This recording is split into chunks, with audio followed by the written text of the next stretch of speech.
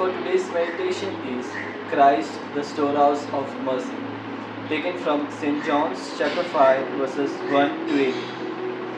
In John's Gospel, Jesus is shown as going to all the Jewish festival, and here at the beginning of John 5, it's a scene that is set for Jesus to show miracles and returning from Jerusalem at the feast. This is a specific story that takes place at the pool by the sheep gate, a pool name which is named as Bethesda, which means house of mercy. As we come to the text, Jesus has shown an amazing mercy and compassion to the man who was sick for the last 38 years. There are many lame attitudes of individuals laying as a blind, lame and paralyzed. There is one man who was 38 years old with no one to help him to reach the pool. When Jesus saw him laying there and he knew that he had already been there for a long time, instead of helping him to go to the pool, Jesus again performs a marvelous miracles in Jerusalem near Sheepgate. Jesus asked him, "Do you want to be healed?" The sick man answered him, "Sir, I have no one to put me in the pool when the water is stirred up. While I am trying to get in, someone else is going down for me instead of me and stepped down before me." Then Jesus said to me, "Get up and take up your mat and walk." And at once the man was healed and he took up his mat and walked. Here we can see the faith that exists for the last 38 years.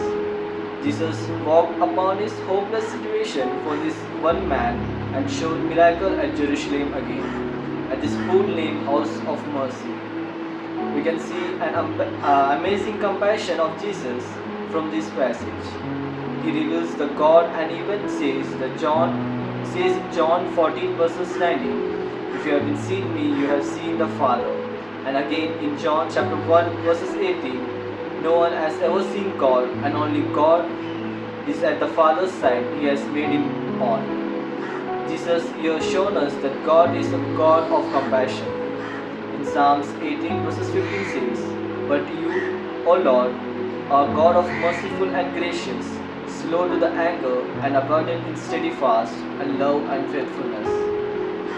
All throughout this gospel, Jesus is often moved by a compassion. He is a God and therefore has the same compassion as God. He feels sympathy, so he feels the pain of fallen sinner. He has compassion for the physical suffering, which is why he heals the people. He has the compassion for the demonic suffering, which is why he delivers the people. He has the compassion for the sin sufferings, which is why he saves the people. God, by his nature, is compassion, and so is Jesus. The gospel is a good news because it is a message by God's compassion for us while we were sinners. When we respond to it, we will find the greatest healing and the salvation from the sins. Lent is a journey to look inwards and seeing ourselves in the light of our God.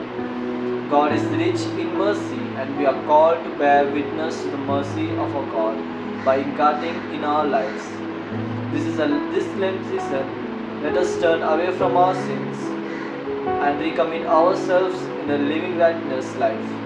Let us share the message of hope and love with those around us and trust in God's plan for our lives. Let us seek for the broken relationship and break free from unhealthy habits and put God first in all our areas of our lives. May this Lent season be a time of transformations and renewal as we seek to grow closer to Him. May God bless us all.